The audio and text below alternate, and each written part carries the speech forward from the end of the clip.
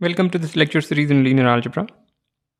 Last time we looked at the notion of a basis, and we defined a basis as a linearly independent spanning list.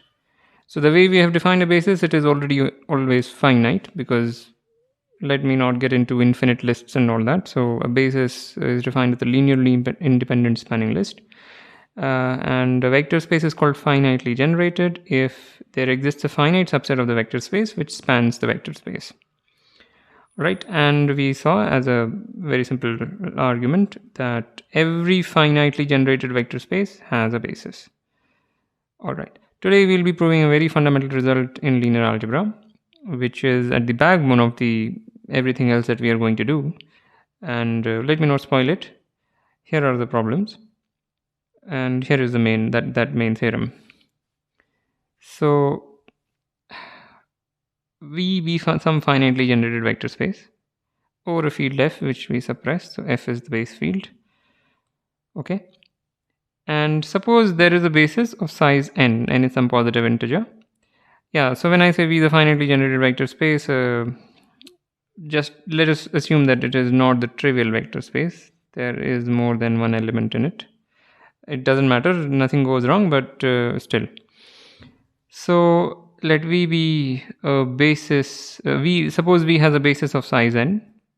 Then the very interesting fact is that any linearly independent list has size at most n. So once you have found a basis of a certain size, you cannot find any linearly independent list of size greater than that. So this is very interesting, and the proof is also very interesting. It's not a trivial proof. It's not a follow your nose kind of proof. So let's get into it, and let me try to first give the proof in a special case, because that explains all the ideas that are present here. So I will be proving this for n equals 2.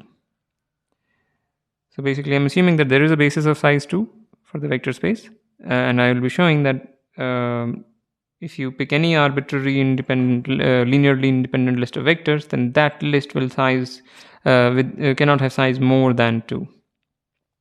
So we'll proceed by contradiction. So first let's say that v1 comma v2 is a basis of v, so it has size 2. And assume on the contrary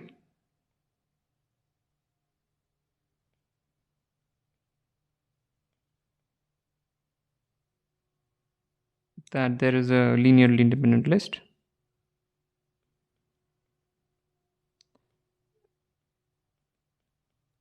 that there exist vectors u1, u2, u3 such that this is a linearly independent list.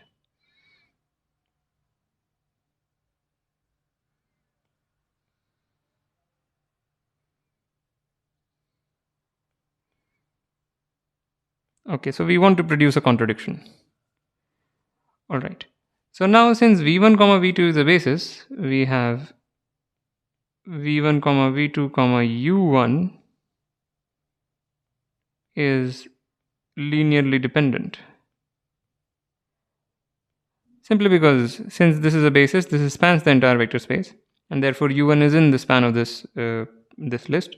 So you can write u1 as alpha 1 v1 plus alpha 2 v2, which means that the list is linearly dependent. So we have a linearly dependent list. And okay, so let's say we have scalars alpha 1, alpha 2, and beta 1, such that this is 0 and not all of these are 0. So at least where not all, with very bad handwriting, where not all of alpha 1, beta 1, well, alpha 1, alpha 2, beta 1 are 0. So at least one of these guys are non-zero. That's what it means to be linearly dependent. There's a non-trivial linear combination which vanishes. All right. Well, but it is forced that beta 1 is non-zero. Why is that? Because if beta 1 were 0, then we would get alpha 1 v1 plus alpha 2 v2 is 0. But v1 and v2 together are linearly independent, since v1 comma v2 is a basis. So these are in particular linearly independent, and therefore we would also have that alpha 1 and alpha 2 are also 0. So if beta 1 were 0, then alpha 1 and alpha 2 both would have been 0, but we have already picked alpha 1, alpha 2 and beta 1 such that at least one is non-zero. So it is forced that actually beta 1 has to be non-zero. Okay, so beta 1 is non-zero, we conclude that. Okay, so now so let me write that equation.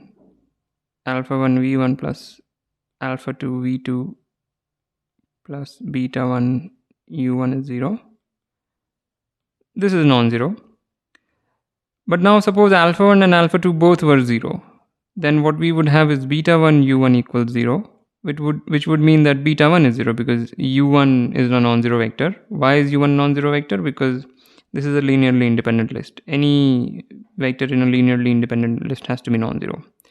So what I'm trying to say is that if both of alpha 1 and alpha 2 were 0, then we would get a contradiction. So at least one of these are non-zero, and say without loss of generality that alpha 1 is non-zero. So then what happens is that then v1 is in the span of v2 comma u1. The reason is very simple. The reason is v1 is minus alpha 2 upon alpha 1 minus beta 1 upon alpha 1 u1. This is legitimate because alpha 1 is non-zero. Okay, which implies that span of v2 comma u1 is actually the entire vector space. Why is that? Because then because v1 is already in the span of this guy, and as we just argued, v1 is in the span of this guy and v2 is obviously in the span of this guy.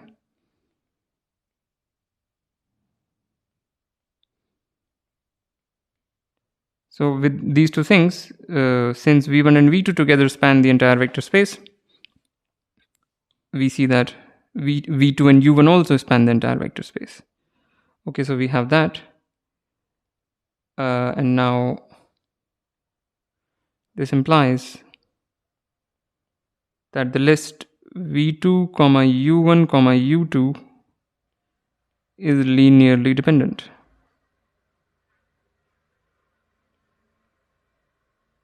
Because u2 is in the span of the first two vectors, v2 and u1, and therefore this is a linearly dependent list. So say we have scalars delta 2 and gamma 1, gamma 2, such that this is 0, where again not all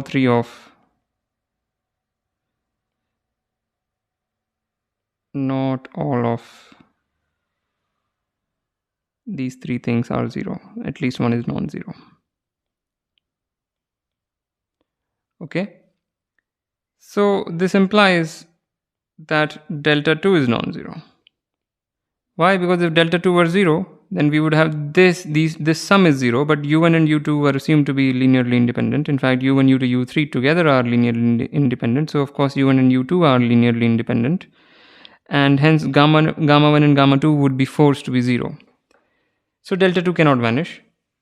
And this implies that v2 is in the span of u1 and u2. Just like we argued earlier.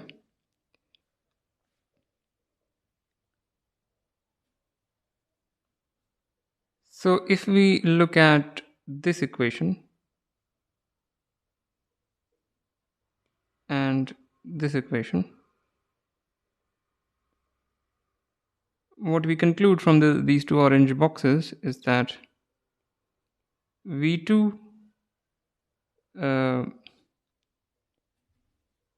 and u1 are in the span of u1 and u2.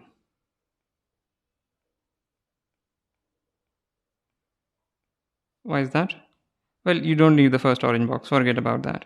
So from the second orange box, we sorry, from the second orange box, we have v2 is in the span of that guy, and u1 is obviously in the span of that guy. So v2 and u1 are both in the span of this guy. Now we use this pink box, and now using the pink box, we get that actually the span is everything.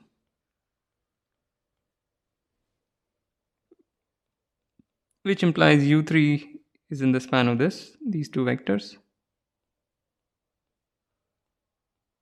Which implies the list is not linearly independent, meaning this list is linearly dependent.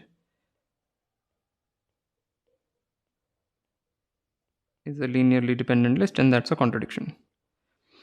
So this finishes the proof. And it's not a very simple argument, but I hope it was clear. And if you want to see a general argument, it is here.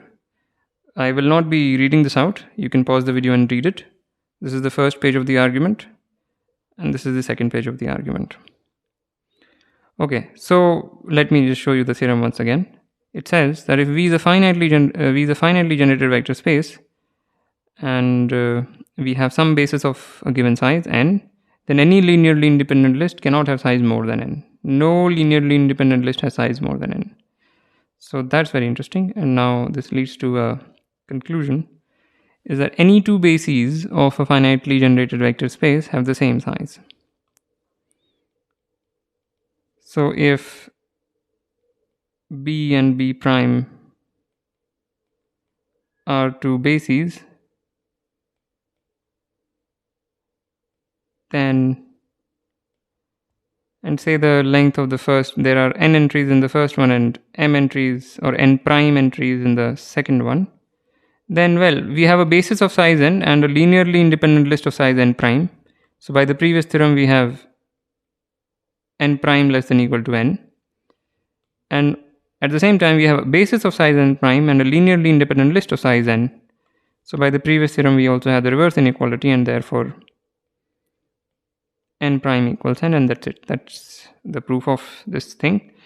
So that's also very interesting. Any two bases of a finitely generated vector space have the same size. So if you have R2, for example, in R2 you can easily find a basis of size 2, but any other basis that you try to find, you'll see that it has to have size 2, and this actually gives a proof of it. All right, and this leads to the notion of dimension. So here is the definition. So let V be a finitely generated vector space.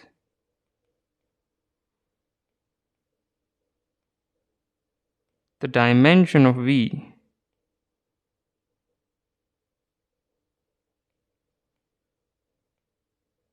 is defined as the size of any basis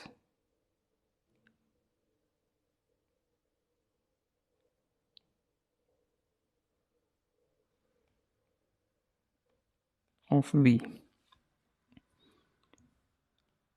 So since we have shown that any two bases are the same size, this is well defined. Just pick a basis and whatever is its size is the dimension. Also, since V is assumed to be finitely generated, it has a basis. So every finitely generated vector space has a well-defined dimension. And from now on, we will not use the phrase finitely generated vector space. We will just use the phrase finite dimensional vector space.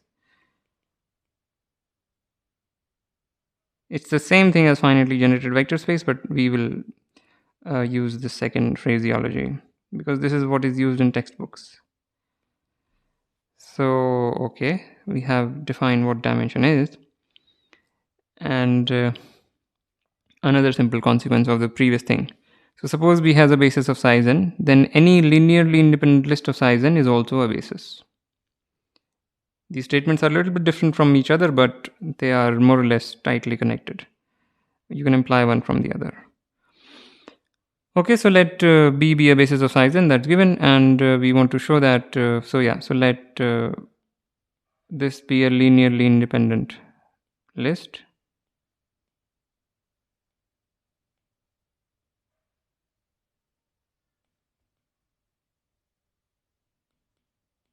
we want to show that this is a basis. To do that, what we need to show is that this is a spanning list. All right, so what do we do to show that this is a spanning list? Assume it is not. Assume, on the contrary, that this is not a spanning list.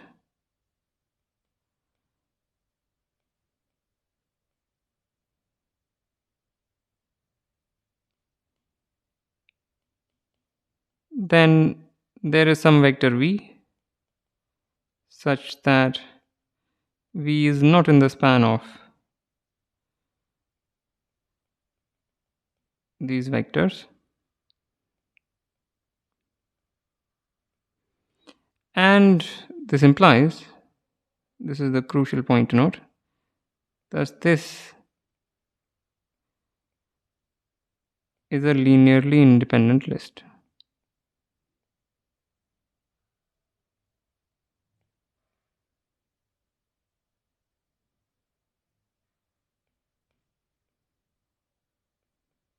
If you don't see this immediately, take this as an exercise before proceeding.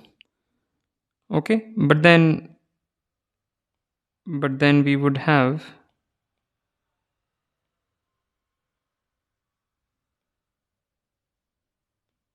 a linearly independent list of size greater than the size of P.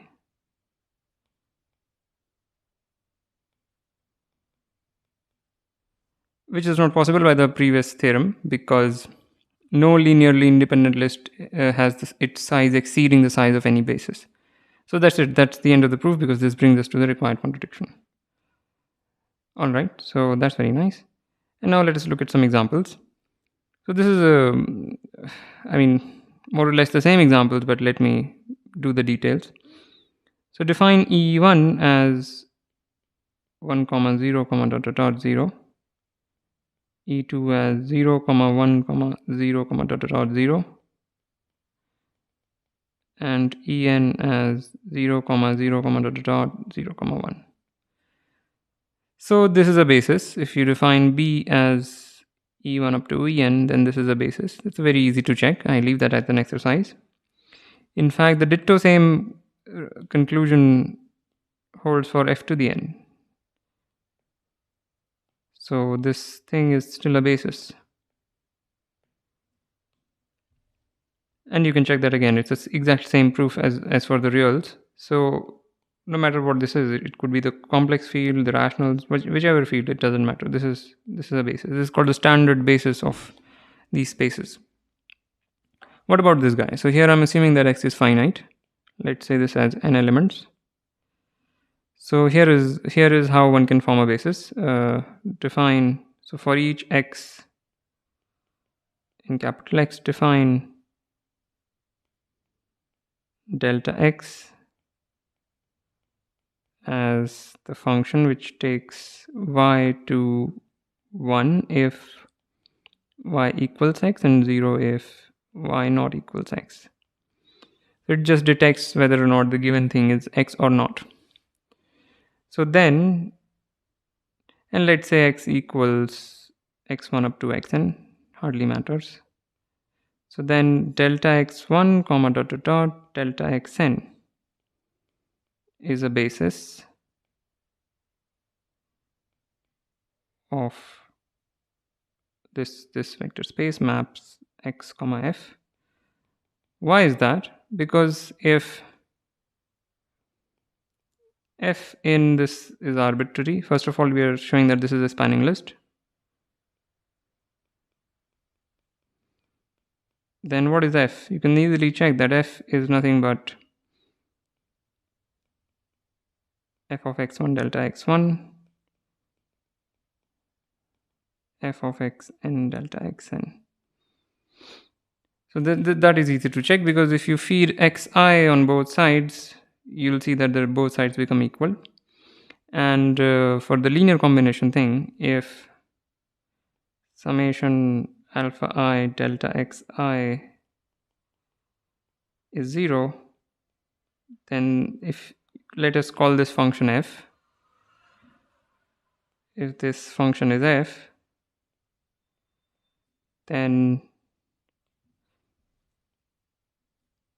f of xk is nothing but alpha k, which is 0 because the function is 0, and therefore each of these alpha is 0, and the only linear combination which makes these things vanish is the trivial linear combination, and therefore this is a linearly independent list. In summary, this is a linearly independent list which is spanning and therefore a basis. Right, so we have written down bases of some very interesting examples. Okay, and now another very important result is that any subspace of a finite dimensional vector space is also a finite dimensional vector space. Okay, so we take some subspace U of V where V is finite dimensional, and suppose U is not finite dimensional.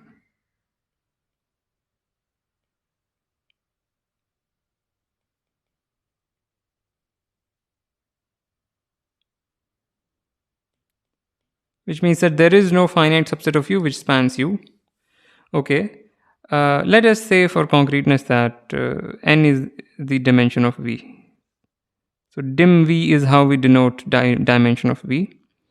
Okay. So if U is not finite dimensional, well, pick U has to have a non-zero vector, because if U were the trivial subspace, it is clearly finite dimensional.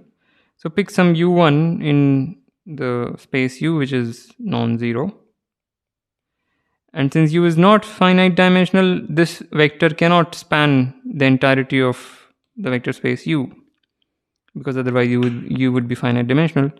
So you can find some vector in U such that U2 is not in the span of U1. And you can go on, you can find U3 in U such that U3 is not in the span of U1 and U2. And you can go on. You can go up to n plus 1 such that Un plus 1 is not in the span of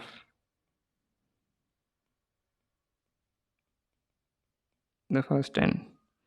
And the conclusion from here is that it follows that U1 comma Un plus 1 is a linearly independent list.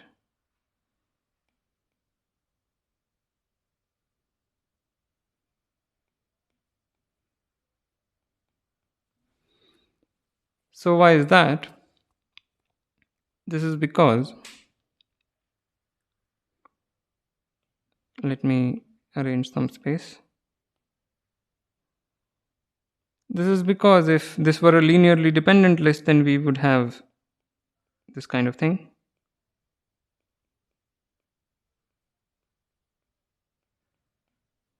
Okay. So if alpha n plus 1 were non-zero, then by rearranging, basically pulling this on the right hand side and dividing by alpha n plus 1, we would see that Un plus 1 is actually in the span of U1 up to Un. So alpha n plus 1 has to be 0. And similarly, you can just keep on kicking this domino and show that actually each of these alpha i's are 0. So if this were 0, then each alpha I are 0. So therefore, the only linear combination which makes the only linear combination which vanishes of these vectors is the trivial linear combination, and hence this list of vectors is linearly independent. Okay, so what we have shown is, so we have a right vector contradiction and we have shown that U is actually finite dimensional, but we have shown more. We have shown that the dimension of a subspace is at most the dimension of the parent space. Right? But okay, we'll come to that. So far we have shown that every finite dimensional subspace of any subspace of a finite dimensional vector space is finite dimensional. Okay. So here is the thing. Lastly, we have, let V be a finite dimensional vector space, and suppose we have a linearly independent list in the list of vectors from V. So you can extend that list to a basis. So what we are saying is that there exist some more vectors in the vector space such that the appended list is a basis of V. This m could be 0 because you could have already started with a basis, but it in general may be positive. Okay. So it's the same proof as the previous one. Basically, let's say dimension of V is n.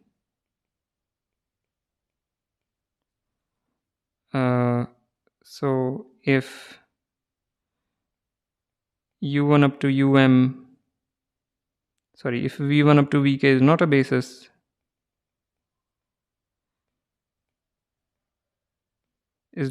then it has to be non-spanning. Because if it were spanning and since it is already linearly independent, it would become a basis. So if this is not a basis, then it is non-spanning, and therefore we can find a vector u1 in V such that u1 is not in span of v1 up to vk. And therefore, as in the previous argument,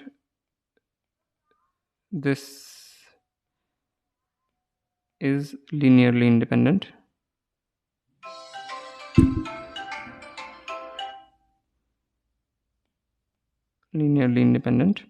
And you can just keep on going. If this is not spanning, then you append another u2. If not spanning, you append u3, and so on.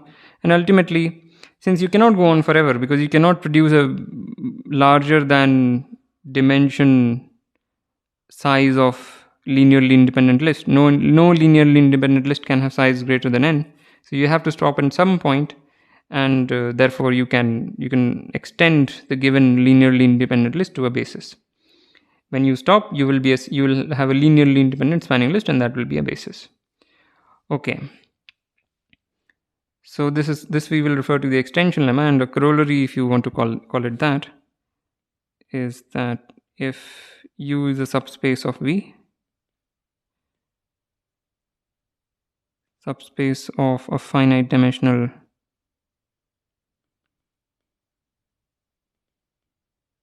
vector space V, then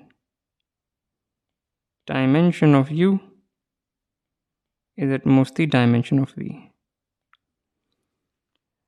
Okay, and why? Because we have already shown that U is finite dimensional, so U has some dimension. Call that dimension whatever, maybe M, and you find a basis for U. Let's say that basis is V1 up to Vm. Now this is a linearly independent list in U, and hence this is a linearly independent list in V. That really doesn't matter which list you view it as. You can view it as a list in U, or you can view it as a list in V. So this is a linearly independent list of vectors in U, but also a linearly independent list of vectors in V. So you can extend it to a basis of V, and hence you can create a basis of V whose size is at least as that much of this size, and therefore the dimension of V has to be at least as much as M, and that's it. So it's a simple corollary of this extension lemma. Okay. So a rather long lecture, but a very important one. Yeah, I had written it here anyway. So, okay, my bad. I shouldn't have written it again. So anyway, so this is the end of this lecture, and this is a very important lecture. Please make sure that you absorb all these theorems. And with this, I end this. As usual, like, comment, share, subscribe. I also have Patreon. The link is in the description below. Thank you for listening, and I'll see you next time.